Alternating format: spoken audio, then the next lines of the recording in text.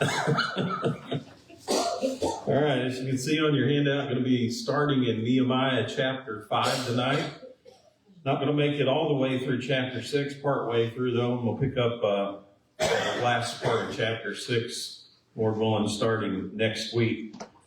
Now, before we do that though, kind of a think about a question, kind of deals with the character of Nehemiah himself, as we're going to study about him a little bit more tonight. But question number one on your handout is this: in what circumstances do you think it might be good for us to accept less than what we deserve? Do you think of any circumstance where that might be the case? We've done something we should. Okay, yeah, that would be good, wouldn't it? Doesn't always work out that way, yeah. Certainly if you do something that you shouldn't have and you deserve to be punished, probably all of us have escaped the punishment a time or two. That's not always a bad thing. Any other circumstances you can think of?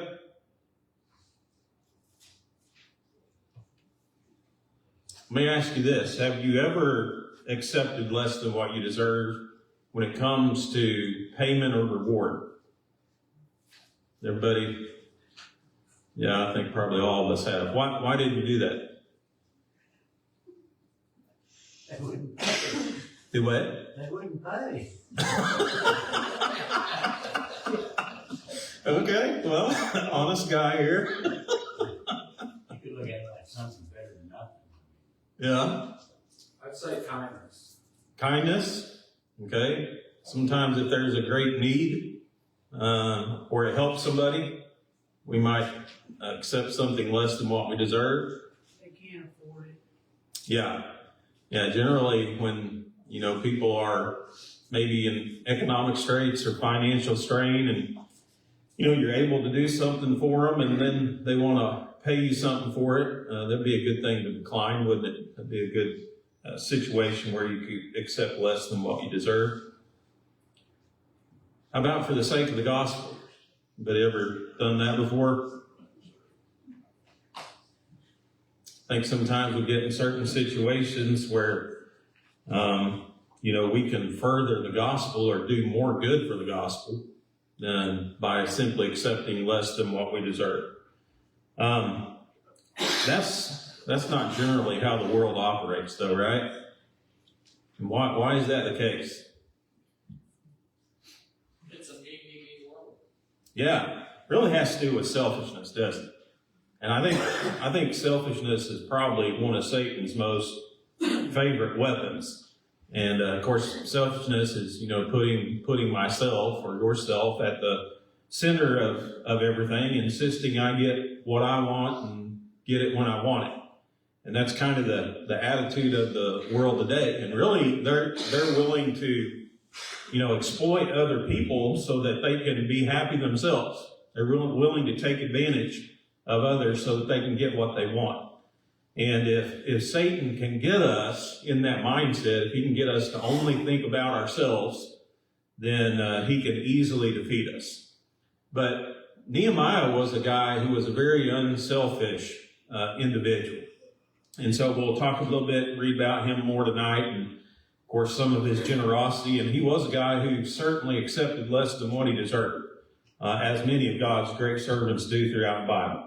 All right, so in chapter 5, we're reading about a problem that arises. Remember, we're reading about the reconstruction of the wall. Nehemiah has come back to Jerusalem to help rebuild the wall and the gates. But there was a problem that arose, and what was it, or what is it in chapter 5 that is causing the Israelites some problems? They're having famine. Yeah, there was a famine in the land, right? And not only was there a famine in the land, but to kind of compound things, there's a lot of mistreatment that is taking place between fellow individuals, fellow human beings throughout this famine. And so we read about in chapter 5, there's a great cry that arises from the Jews. That cry is not against the Samaritans. It's not against the Ammonites, which were some of their enemies that we've read about before. It wasn't against the Hornites. That was old Sanballat. That was kind of his heritage. Gershom was from the Arabians. We don't read about them. That wasn't why they were crying. Who was the cry against? Jews. Yeah, it was the Jews, and basically they were crying out because they were being mistreated by their own nation, by their own people, by their fellow men. And a couple of different people that we read about that are in some pretty difficult situations because of this famine. First of all, there's one group of people that we read about there who really have no property, don't really have any money, but they've got a lot of people and they've got no way to feed them. And so they're kind of in dire straits there. We also read about a group of people. They were landowners, but they had to mortgage their property in order to buy food. That's how expensive food was and how scarce it was, how difficult it was to come by at this particular time. We also read about another group of people. In order to pay the king's tribute, or that would be the king's tax, they had to borrow money just to be able to pay that tribute money to the king himself. Remember now, the Jews are under Persian rule at this time. So we're talking about a Persian king that they're paying tribute or tax money to. And basically these wealthy Jews, not everybody was poor, not everybody was hurting at that time, but those among the Jewish nation who were wealthy, they were exploiting their own brothers and sisters of the nation. They were taking advantage of it. And how are they doing that? Yeah, loaning money with high interest rates, right? Glad nobody does that today. But that's one of the ways that they were taking advantage of those who were in need, of those who were poor. We also read about it had become so dire that people were actually selling their sons and their daughters into what's labeled slavery. I've mentioned this before, but really the slavery, or most of the slavery that you read about between the Jews, is kind of like the idea of an indentured servant. A person sells themselves into slavery. They enter into contact or agreement, I'll be your servant. You pay me this much, you take care of it. And so they sell themselves into the hands of other people. But it was becoming such a difficult situation that you had to choose, are your children going to starve to death, or are you going to make them indentured servants? And so there was a lot of turmoil that was going on because of this famine, and there were a group of people who were taking advantage of those in need, using this circumstances, outwards, negative situation to better themselves at the expense of others. Does that still happen today? Let me say yes. Yes. Everybody raise your hand. Yeah, it still happens today. Unfortunately, you'll hear about circumstances. Sometimes it's in the United States. Sometimes it's in other nations. Unfortunate circumstances that happen, and there are people who exploit those circumstances to try to better themselves at the expense of other people. So that's what was going on here within the city, and within the nation. It was causing a lot of problems among the Jews. So how does Nehemiah, question number 3 here on your handout, how does Nehemiah react to the Israelites' complaints?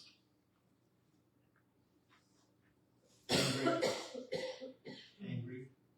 Yeah. Why was he angry? Some of the people taking advantage of this. Yeah, there's certain people and there's certain groups of people in the world today that you would probably look at and you would expect that kind of reaction, wouldn't you? You would expect them to try to take advantage of other people. And then there's other groups of people that you look at and you would say, nah, they know better, or they shouldn't be doing that.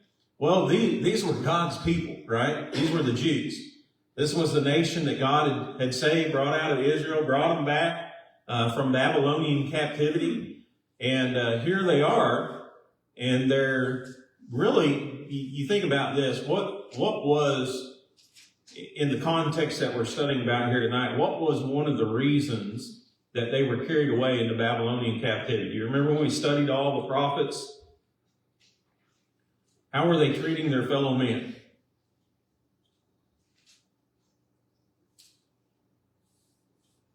Boy, I did a good job teaching the prophets.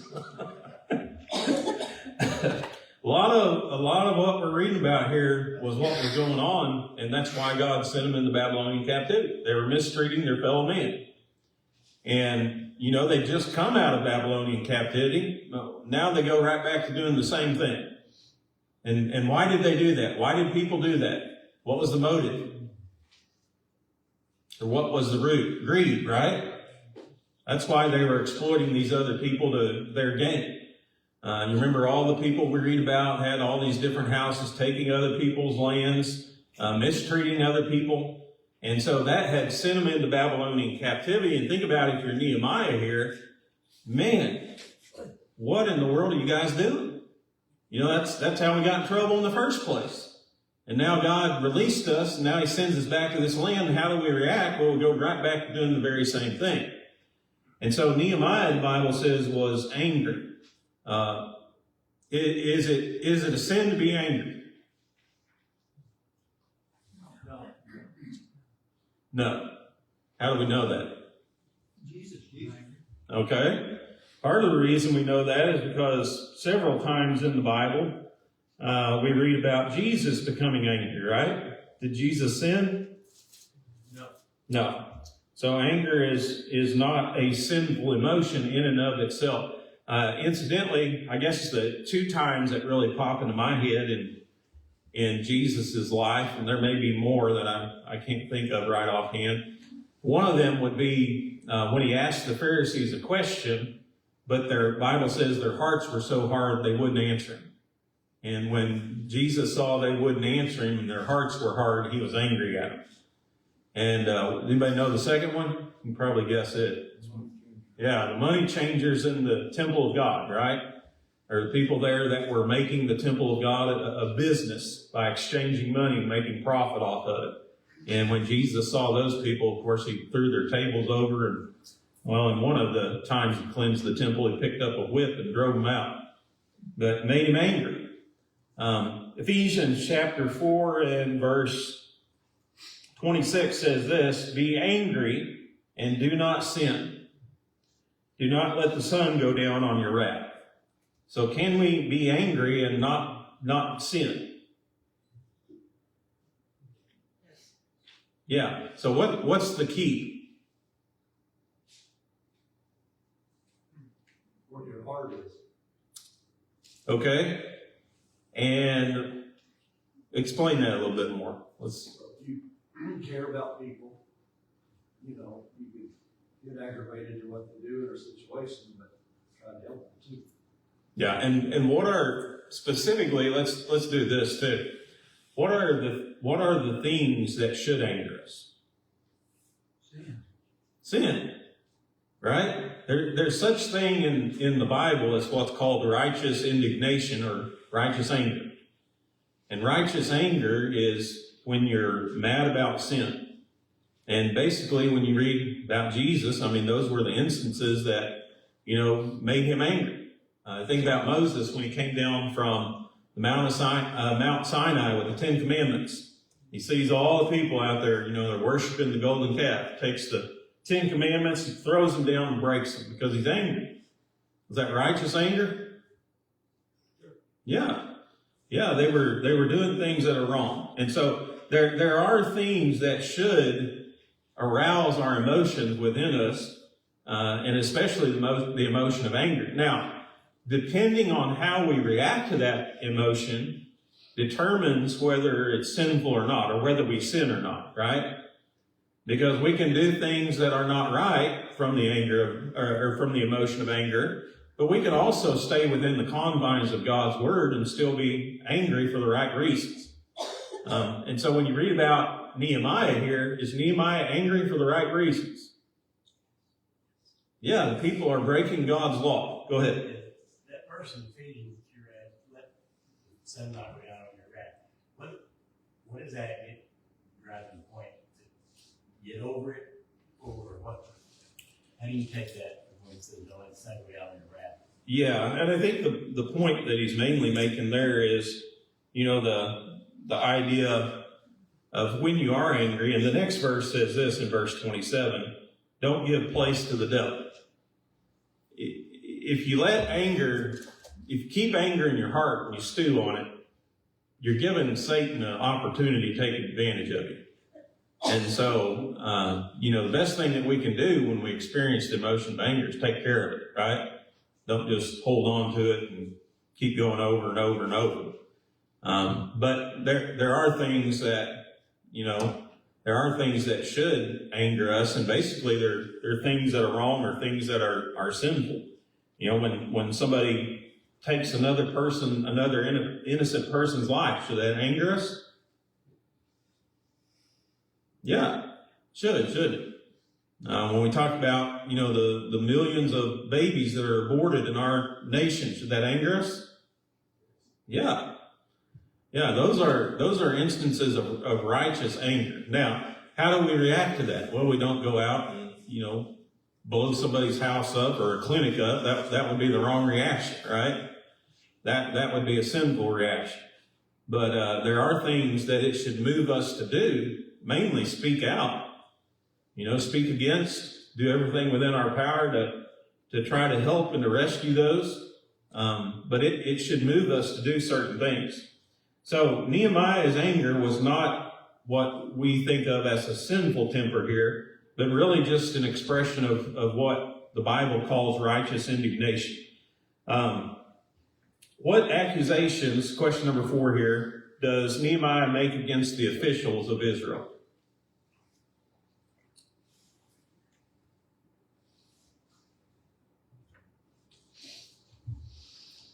The exacted usury of the brother.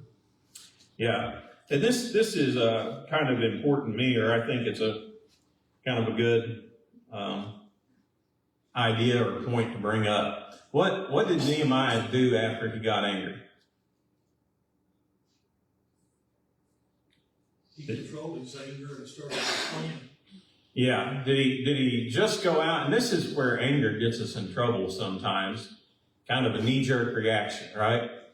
It's not uncommon as humans when you get angry to just automatically do something or say something almost without thinking.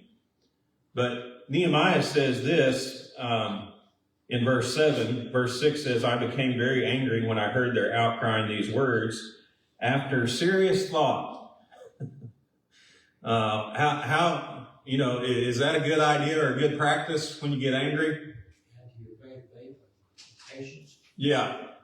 Stop for a little bit and think it over before you do something, before you say something. And that's what Nehemiah did, right? He sat down, he thought about it, and after he thought about it for a while, kind of get those emotions under control, then he comes up with a plan. And that plan, basically, the Bible also says this, probably important to bring up. It's important that we have control over ourselves and our emotions, right? Are you going to experience certain emotions in life? Yes, every human being is. But you can't let those emotions control you. You've got to control the reaction to those emotions. And, the Bible has a lot to say about a man who can control his own spirit. Book of Proverbs talks a lot about a man who's in control of himself. Are you going to have those emotions? Yeah, but how are you going to react to them? And so Nehemiah sits down, he thinks about it, serious thought, reflects about it, and he comes up with this plan. And because it was, this wasn't like a private sin that was taking place, right? This was public dealings and public knowledge. And so because of that, Nehemiah calls a public assembly, and in that assembly, he basically points his finger at the officials of Israel and say, hey, you guys are doing wrong. You're breaking God's law here. And what was the law about interest when it came to God's people loaning each other's money? Yeah, no interest among the Israelites. Now, a foreigner or a stranger, you could exact usury or interest from them. But if your brother was in need and you lent him money, you weren't supposed to try to get anything back from him, just what you gave. And so that was the law that God put into effect in his people dealing with one another. But these guys were charging interest. And so Nehemiah points the finger at them. And one of the things that he brings up is this. He says, remember, when we came back to this land, we had to buy a lot of these people out of slavery to start with. You know, they were already indentured servants. So we had to buy them back. We had to buy their land back because, you know, they mortgaged that, sold it to other people. And he said, now what are we going to do? We're going to have to do the same thing again? No, everybody's going to be an indentured servant. Everybody's not going to have any land. We're going to have to go through this same process again. And so, you know, if that's the way, he basically says, if that's the way that we treat one another, what are the nations around us going to think about God and his people? Well, they're not going to see any difference between them and the world, are they? And that was one of the reasons that God gave the Israelites the laws that he did in order to make them stand out or be different from other people. But not going to be any different or any better than any other nations if that's how they were going to act. So question number 5 here, how do the officials respond to Nehemiah's accusations?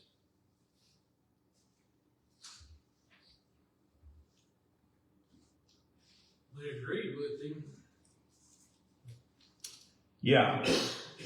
Verse 12, they agree with him. Verse 8, what's their initial reaction though? They didn't say nothing. They didn't say anything. Why not?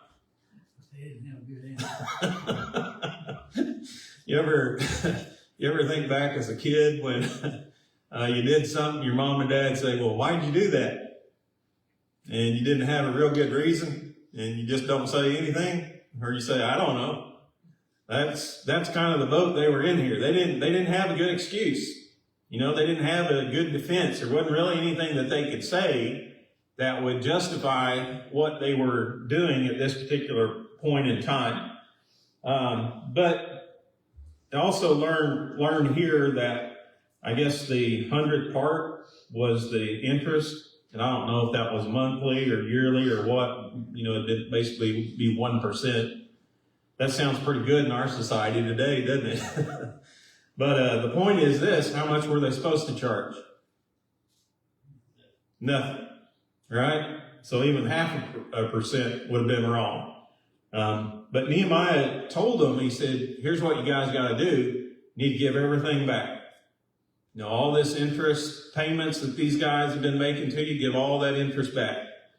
If you took a pledge from them, it wasn't uncommon to, you know, take something valuable or collateral. Sometimes we might call it that way. He said you give it back to them. Took any of their land, give it back to them. And of course, to their credit, they agreed to do that. But his message was basically this: listen, people are in need here. Give them what they need without any interest. Okay, don't make it any harder on them than it needs to be. So question number 6 here, after the officials say, okay, after they agree to that in verse 12, what does Nehemiah do to help ensure that these leaders are going to keep their promise?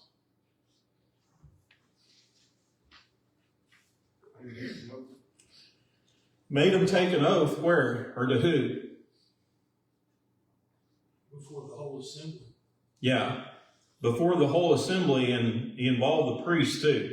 Right? Why did he involve the priests? Because they were part of the problem, wasn't it? Okay. That would certainly include some of them. But who were basically they making a vow to by involving the priests? God. Right? What did the Jew think about making a vow before God or to God? Is that something they took lightly? It was a huge deal, wasn't it? You make a vow or a promise to God, you keep it no matter what. And so Nehemiah kind of held their feet to the fire here. He said, okay, you guys agree, this is what you're going to do. Back it up with a vow. Back it up with a vow before God. And to their credit, they were willing to do that. Nehemiah is kind of an interesting guy, though. We read a little bit about his practice in that day and age. He was, again, remember, he was a cupbearer for the king of Persia. He was well off. I mean, he was also a royal official at this time. He would have been governor over this land or this area for about a 12-year period that we read about here. But in what ways when you read about Nehemiah and, his being governor, in what ways was his rule different from some of the other officials?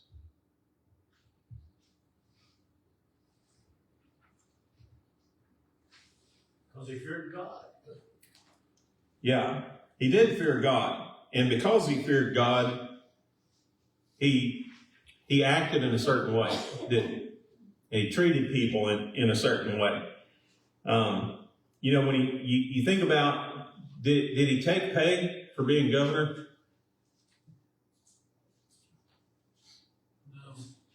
No. Why not? Did he deserve to be paid?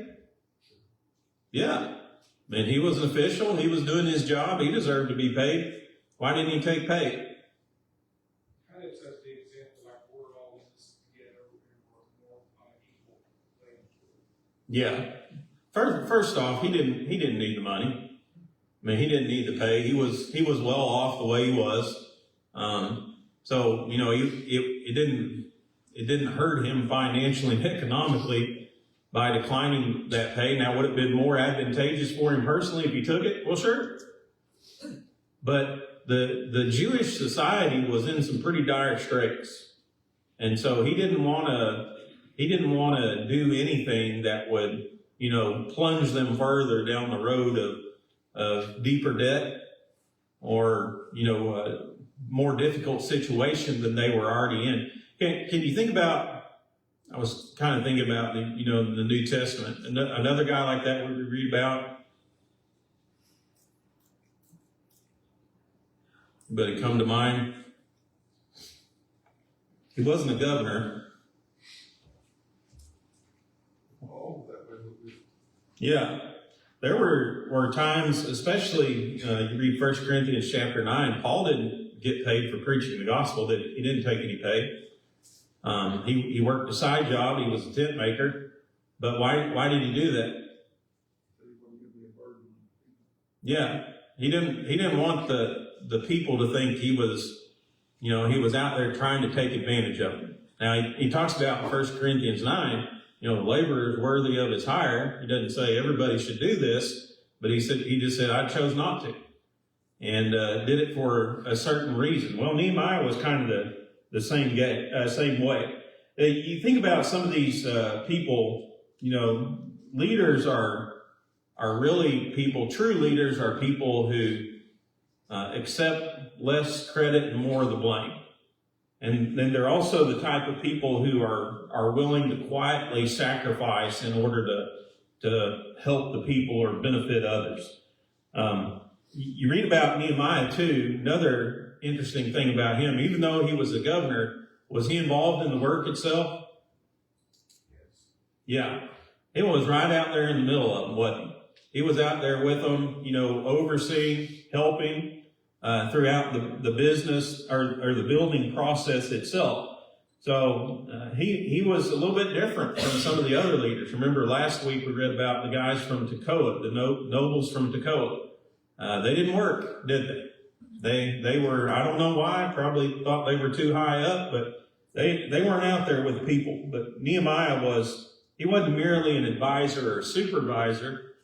He was out there himself working. I kind of think about, Jesus when he came to this earth. One of the sayings that he made in Luke chapter 22, he asked the question, he said, who is greater, the person who serves or the person being served?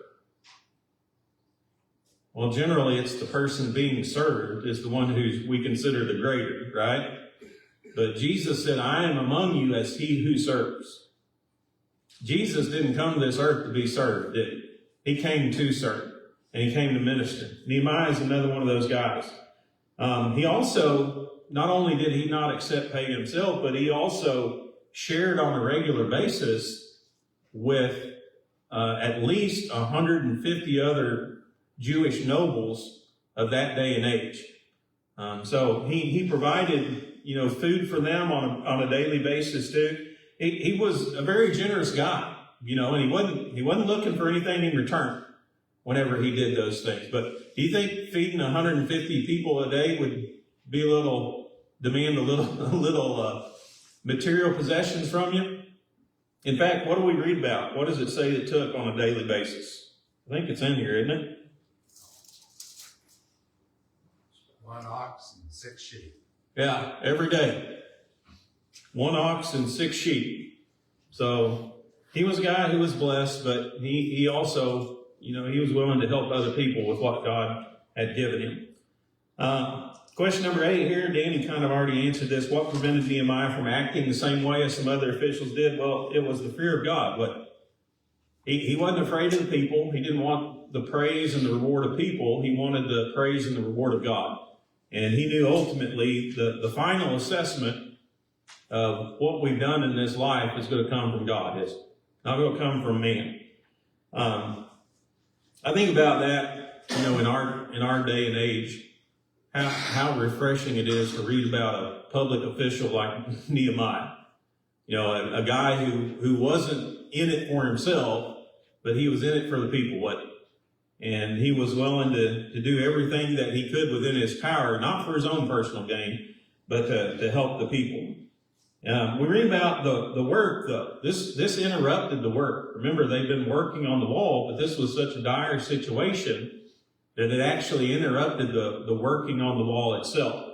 So Nehemiah steps in here, solves the economic problems of that day and age, and now it's time to get back to work. But unfortunately, what we read about in chapter 6, Nehemiah's enemies are also going to get to work too.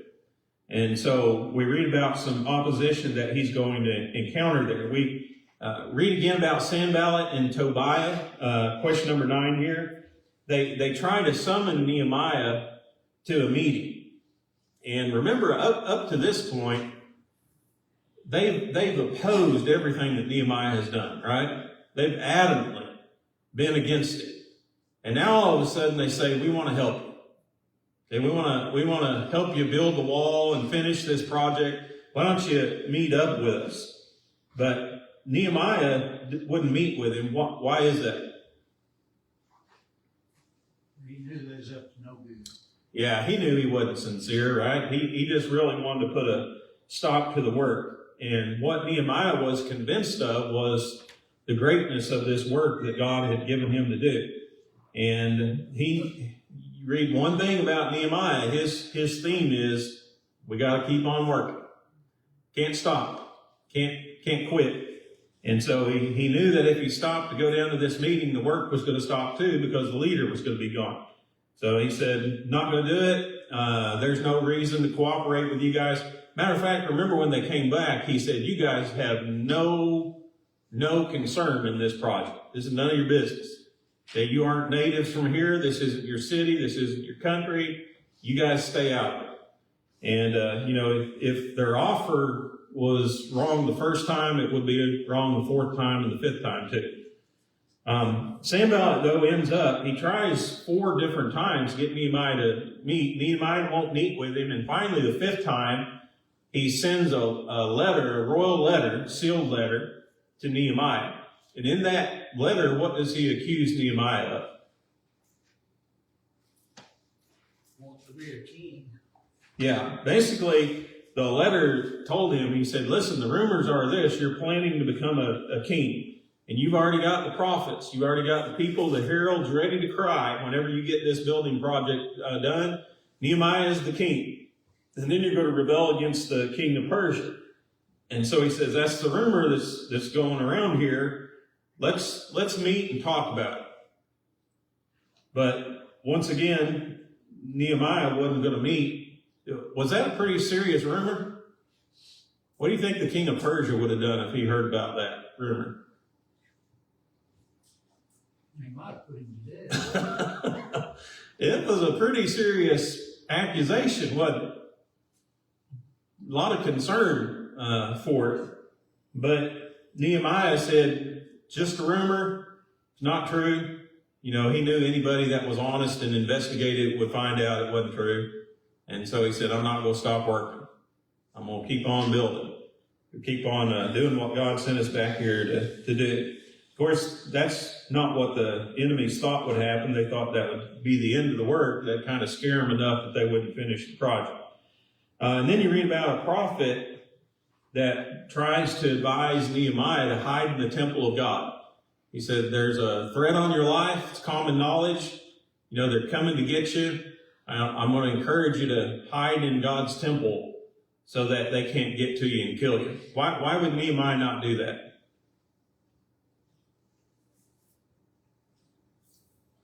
He knew that was wrong to go into the temple. Yeah. Who was supposed to go into the temple?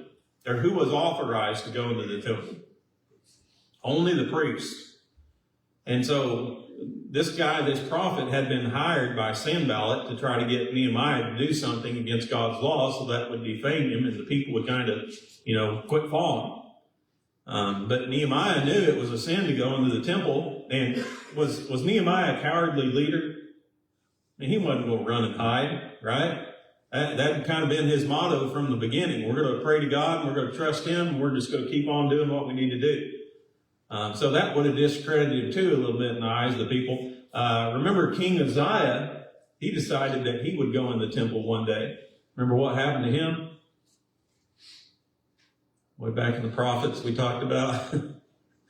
God smote him with leprosy when he went into the temple. Remember that? He's going to offer a sacrifice there, burn some incense there on the altar of incense. So it was a serious thing. It was a violation of God's law.